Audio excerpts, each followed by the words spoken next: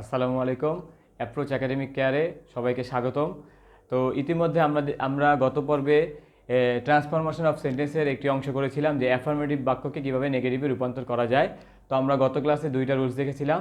আজকের ক্লাসে আমরা বাকি রুলসগুলো করব এবং এটার আলোকে যে সকল এক্সাম্পল করলে আমরা সহজেই রুলসটাকে মনে রাখতে পারবো বা আমরা অ্যাফার্মেটিভ কোনো বাক্যকে নেগেটিভে রূপান্তর করতে পারবো, সেই রুলসগুলি আজকে আমরা দেখাবো। তো দেখো, আমরা রুল 3-তে কী লিখলাম যে অ্যাফার্মেটিভ কোনো বাক্যে যদি আমি অলওয়েজ এই শব্দটা পাই, তাহলে আমি নেগেটিভ যখন করব তখন এই অলওয়েজের পরিবর্তে আমি সেখানে নেভার কথাটা ব্যবহার করব, বা এটার পরিবর্তে নেভার ইউজ করব আমি। তো এই নেভারটা ব্যবহার করার পরে আমাদের যে শব্দটা থাকবে, এর পরের অংশে যে শব্দ থাকবে সেখানে আমাদের একটা বিপরীত শব্দ ব্যবহার করতে হবে। এখন বিপরীত মানে কি? ধরো আমি বললাম এখানে টল, তো টল মানে কি? লম্বা। তো লম্বার বিপরীত শব্দ কি আছে আমাদের? খাটো। তো তুমি ওইটা ব্যবহার করতে পারো। অথবা আমি বললাম হাই, হাইয়ের বিপরীত শব্দ কি? লো। এইভাবে যে বিপরীত শব্দগুলো থাকবে সেই শব্দগুলো আমাদের ব্যবহার করতে হবে। তাহলে দেখো, আমি এক্সাম্পল দিয়ে তোমাদের বুঝিয়ে দিই যে অ্যাফার্মেটিভ বাক্যে আমরা কী লিখলাম। She always forgets her address, সে সর্বদাই তার ঠিকানা ভুলে যায়। তো এখানে তোমরা লক্ষ্য করলে দেখতে পারবা যে আমি এখানে অলওয়েজ কথাটা ব্যবহার করেছি অ্যাফার্মেটিভ বাক্যে। তো যখন আমি এটাকে নেগেটিভ করলাম, দেখো এই অলওয়েজের পরিবর্তে আমি এখানে নেভার ব্যবহার করেছি। আর এখানে ছিল কি? ফরগেটস মানে কি? ভুলে যাওয়া। ফরগেটস মানে ভুলে যাওয়া। এখন দেখো, এই ভুলে যাওয়া যদি আমি এটা যদি আমি নেগেটিভ বা বিপরীত শব্দ চিন্তা করি, তাহলে কি হয়? এটা হচ্ছে গিয়ে কি কোনো কিছু স্মরণ রাখা বা স্মরণ করা। তাহলে এটার বিপরীত শব্দ আছে কি? রিমেম্বার। তাহলে কি? স্মরণ করা, স্মরণ করা। তো দেখো, আমি এখানে বলছিলাম কিন্তু প্রথমে যে অলওয়েজ থাকলে আমাদের এটা উঠে নেভার ব্যবহার করতে হবে এবং পরে যে শব্দটা থাকবে সেটার বিপরীত শব্দ ব্যবহার করতে হবে। তো দেখো, she always forgets her address, সে সর্বদাই তার ঠিকানা ভুলে যায়। এটার নেগেটিভ কী হবে? She never remember her address, সে কখনোই তার ঠিকানা মনে রাখতে পারে না। তাহলে দেখো, আমি কিন্তু এখানে বাক্যটা রূপান্তর করলাম, কিন্তু এখানে অর্থের কোনো পরিবর্তন হয়নি। এবার 2 নম্বর এক্সাম্পলটা খেয়াল করো। এখানে আমি কি লিখলাম? হি ইজ অলওয়েজ লেট, সে সর্বদাই দেরি করে বা সে সর্বদাই দেরি করে আসে। তো এখন দেখো, এখানে আমি অলওয়েজ কথাটা ব্যবহার করেছি। যখন আমি নেগেটিভ ব্যবহার করব, নেগেটিভ সেন্টেন্সে রূপান্তর করব, তখন কি লিখলাম? He is never. এখন এই যে দেখো, নেভার কথাটা ব্যবহার করার পরে আমি কি করব? এই যে লেট শব্দটা আছে, লেট শব্দ মানে কি? যে নিয়ম শৃঙ্খলা মানে না বা দেরি করে উপস্থিত হয়। তো এটা হচ্ছে লেটের অর্থ। আর এটার বিপরীত শব্দ কি? পাঞ্চুয়াল, মানে নিয়মানুবর্তী, অর্থাৎ যে সময়কে সময় করে। তো দেখো, এই যে হি ইজ নেভার পাঞ্চুয়াল, সে কখনোই কি? নিয়মানুবর্তী ছিল না। এরপরে আসো 3 নম্বর এক্সাম্পলে আমি কি দিলাম? They always represent their parents, তারা সর্বদাই তাদের বাবা মাকে উপস্থিত করে বা উপস্থাপনা করে। তো এই ক্ষেত্রে দেখো, আমি অলওয়েজের পরিবর্তে এখানে নেভার কথাটা ব্যবহার করেছি এবং রিপ্রেজেন্ট মানে উপস্থিত করা, আর ইগনোর মানে কি? কোনো কিছু অ্যাভয়েড করা বা কাউরে এড়িয়ে চলা, এই টাইপের অর্থ বোঝায়। তো দেখো, আমি সহজেই কী করলাম? নেভার ব্যবহার করার পরে এই রিপ্রেজেন্টের বিপরীত শব্দটা এখানে ব্যবহার করে দিলাম। তাহলে আমাদের এই সেন্টেন্সটা নেগেটিভে রূপান্তর হয়ে গেল। তো এইভাবে দেখো, আমরা এর পরবর্তী রুলসগুলোতে আরও সহজে কীভাবে করা যায় ওইটা আমি তোমাদের এখন দেখাচ্ছি। তো দেখো, আমরা যদি এমন হয় যে এই টাইপের কোনো শব্দ না থাকে, কিন্তু আমাদের সাধারণ কোনো অ্যাফার্মেটিভ বাক্য দেয় যে বলে এটা নেগেটিভ তোমরা করো, তখন আমরা কীভাবে ওইটাকে নেগেটিভ করব। তো সাধারণ যদি আমাদের কোনো অ্যাফার্মেটিভ বাক্য দেয়, সাধারণ অ্যাফার্মেটিভ যদি কোনো আমাদের বাক্য দেয়, তো ওই ক্ষেত্রে আমরা নেগেটিভ কীভাবে করব? আমরা ভার্বের পরে আমরা নট ব্যবহার করব। এরপরে আমরা ওই শব্দের বিপরীত শব্দ ব্যবহার করব, তাহলেই হবে। বিপরীত শব্দ বা বিপরীত বাক্য আমরা ব্যবহার করতে পারি এই ক্ষেত্রে। যেমন দেখো, আমি যদি একটু এক্সাম্পল লিখি যে দে আর গুড এনাফ,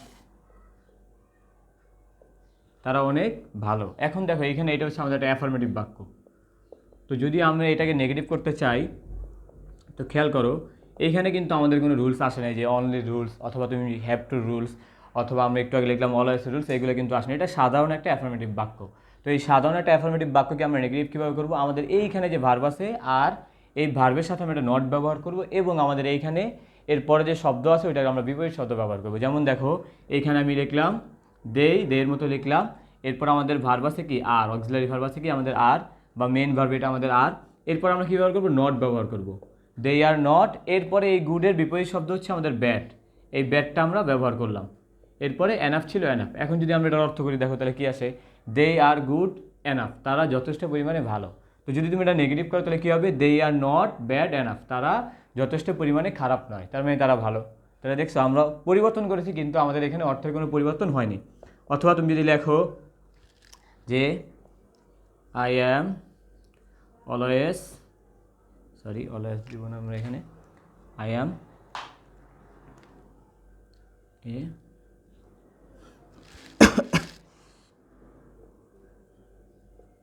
অনেস্ট গার্ল। আমি এখানে ব্যবহার করলাম I am A honest girl, যে আমি একজন সৎ মেয়ে, এই টাইপের শব্দ। তো এটা একটা অ্যাফার্মেটিভ বাক্য, এইখানে আমরা একটা সাধারণ অ্যাফার্মেটিভ বাক্য ব্যবহার করেছি। তো তুমি যদি এটা নেগেটিভ করতে চাও সেক্ষেত্রে তুমি কী করবা, প্রথমে এই সাবজেক্ট ঠিক থাকবে, এরপর আমাদের ভার্ব হিসাবে যে অ্যাম ছিল অ্যামও ঠিক থাকবে, এরপরে অ্যামের সাথে আমরা একটা নট ব্যবহার করব। তাহলে আই অ্যাম নট এ, এরপরে আমাদের দেখো এখানে অনেস্ট, অনেস্ট মানে হচ্ছে কি সৎ। তাহলে এই সৎ শব্দের বিপরীত শব্দ কি অসৎ, যেটাকে আমরা বলি ডিসঅনেস্ট। তো আমরা এই ডিসঅনেস্ট কথাটা ব্যবহার করব, এরপর আমরা গাল ব্যবহার করে দেব, শেষ। তো দেখো সহজেই আমাদের এই রুলটা কমপ্লিট হয়ে গেল, বা আমরা সহজেই এই রুলসের মাধ্যমে কিভাবে একটা অ্যাফার্মেটিভ বাক্যকে নেগেটিভে কনভার্ট করতে পারি, রূপান্তর করতে পারি, সেটা আমরা শিখে ফেললাম। তো দেখো এরপর আমরা রুল 5 আরও কিছু উদাহরণ দেখে নেই। একটু খেয়াল করো, রুল 5 আমরা কী ব্যবহার করতে পারি, আমাদের মোস্ট একটা ইম্পর্টেন্ট রুলস আছে, সেটা হচ্ছে এভরি যুক্ত সেন্টেন্স। এবং এইটা খুব বেশি পরীক্ষার মধ্যে তোমরা পাবা যে এভরি যুক্ত যদি কোনো অ্যাফার্মেটিভ বাক্য থাকে তো সেক্ষেত্রে আমরা কি ব্যবহার করব। দেখো এভরি যুক্ত যদি অ্যাফার্মেটিভ বাক্য আমাদের দেয় তাহলে আমরা সেখানে নেগেটিভ করার ক্ষেত্রে প্রথমেই দেয়ার ইজ নো ব্যবহার করব, অথবা একটু এখানে খেয়াল করো যে যদি আমাদের এটা পাস্ট টেন্সে থাকে তাহলে আমরা দেয়ার ওয়াজ নো ব্যবহার করব। তো সাধারণ একটা যে রুলস আছে বেসিক, সেক্ষেত্রে আমরা ইজ ব্যবহার করি, সেজন্য আমি ইজ লিখলাম এখানে। তো দেখো দেয়ার ইজ নো, এরপরে আমাদের একটা নাউন ব্যবহার করতে হবে, ওই সেন্টেন্সের যে নাউনটা দেওয়া থাকবে ওইটা, এরপরে আমাদের একটা বাট ব্যবহার করতে হবে, তারপরে আমাদের এক্সটেনশন বা বাকি অংশ, এক্সটেনশন বা অতিরিক্ত যে অংশটা আমাদের থাকবে সেন্টেন্সের মধ্যে, না থাকলে তো নাই। তো দেখো এখানে তাহলে এই টাইপের সেন্টেন্সগুলোকে আমরা কীভাবে তোমার নেগেটিভ বাক্যে কনভার্ট করবো। তো দেখো অ্যাফার্মেটিভ বাক্যে আমরা লিখতে পারি যে every mother loves her child, যে প্রত্যেক মাই তার সন্তানকে ভালোবাসে। তো এটাকে আমরা নেগেটিভ কীভাবে করব, দেখো আমরা বলছি যে আমরা এই এভরি যুক্ত সেন্টেন্সকে এভরিটাকে উঠায় তার পরিবর্তে আমরা দেয়ার ইজ নো ব্যবহার করবো প্রথমেই। তো আমি এভরির পরিবর্তে লিখলাম দেয়ার ইজ নো, এরপর আমরা কি ব্যবহার করব, এখানে আমাদের নাউন ব্যবহার করব। তো নাউন এখানে কি আছে, মাদার, মাদার মানে হচ্ছে মা, একটা নাম, এই জন্য আমরা এখানে নাউন হিসাবে মাদার ব্যবহার করব, দেয়ার ইজ নো মাদার। এরপরে দেখো আমাদের রুলসে কী ছিল, একটা বাট ব্যবহার করতে হবে, তাহলে আমি এখানে বাট ব্যবহার করলাম, there is no mother but. তারপর আমাদের বাকি যা আছে এই অংশটা আমরা ব্যবহার করে ফেলবো। তাহলে বাকি কি আছে, লাভস হার চাইল্ড, তাহলে এইটুকু আমরা লিখে ফেলবো লাভস হার চাইল্ড। দেখো আমাদের সহজেই এভরিযুক্ত সেন্টেন্সটাকে আমরা নেগেটিভ করে ফেললাম। অথবা তুমি আরও কিছু লিখতে পারো, যেমন আমি যদি লিখি যে every girl is a princess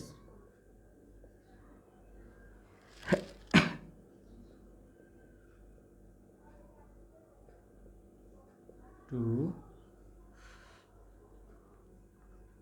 his father. যে দেখো খেয়াল করে আমি কি লিখলাম, যে every girl is a princess towards to his father, মানে প্রত্যেকটা মেয়েই হচ্ছে তার বাবার নিকট একটা রাজকন্যা। তো দেখো এখানে আমরা এই এভরিযুক্ত সেন্টেন্সটাকে এখন আমরা রূপান্তর করে নেগেটিভ বাক্যে নিয়ে যাব। তো দেখো এটা নেগেটিভ আমরা কীভাবে করব, যে আমরা এভরির পরিবর্তে কীভাবে করব, দেয়ার ইজ নো। তো আমি লিখলাম দেয়ার ইজ নো, এরপর আমাদের এখানে নাউন হচ্ছে গার্ল, তাহলে আমি এই গার্লটা বসিয়ে দিলাম, দেয়ার ইজ নো গার্ল। এরপর আমাদের রুলস অনুযায়ী একটা বাট ব্যবহার করতে হবে, হ্যাঁ, there is no girl but a princess towards to his parents.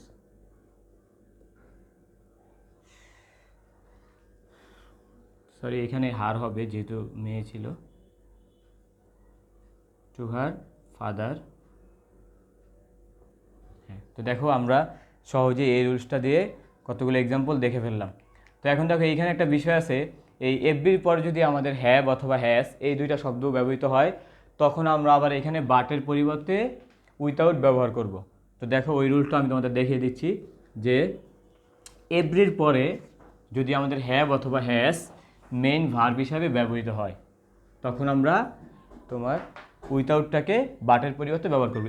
Every যুক্ত সেন্টেন্স,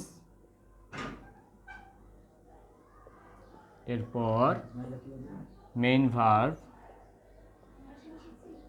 ভার্ব হিসাবে যদি আমরা হ্যাভ অথবা হ্যাজ পাই, তো সেক্ষেত্রে আমরা কি করব, নেগেটিভ করার সময় আমরা এখানে উইথাউট ব্যবহার করব বাটের পরিবর্তে, উইথাউট ব্যবহার করব রিপ্লেস অফ বাট। তো খেয়াল করো, আমরা একটু লিখি এটার এক্সাম্পলটা আমরা কীভাবে লিখতে পারি,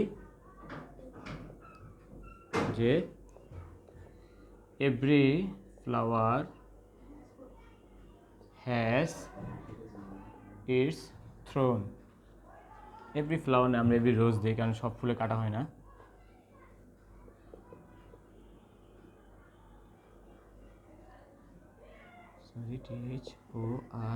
থ্রোন। তো দেখো এখানে আমরা লিখলাম every rose has its thorn. তো এই বাক্যে একটু খেয়াল করো, আমাদের হ্যাজটা মূল ভাব হিসাবে ব্যবহৃত হয়েছে।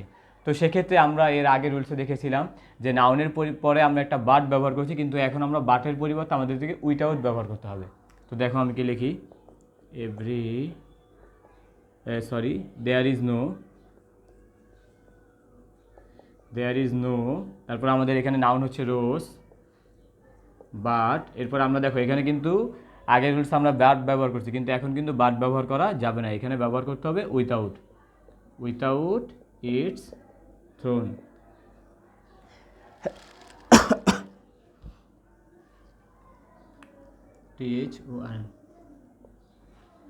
দেখেছো, তাহলে আমরা এখানে বাটের পরিবর্তে আমরা উইথাউট শব্দটা ব্যবহার করেছি। তো এই ছিল আজকের ক্লাস। তো দেখো আমরা প্রতিটা পর্বেই তোমাদেরকে গ্রামারের বিভিন্ন রুলসগুলোকে সহজেই ভেঙে এবং কিভাবে তোমরা এটা সমাধান করবে এই এক্সাম্পল সহ তোমাদের বোঝানোর চেষ্টা করছি।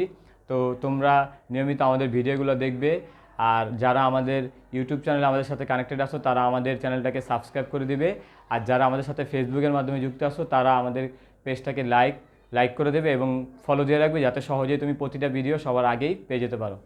তো আজকের ক্লাস এখানেই শেষ। আসসালামু আলাইকুম।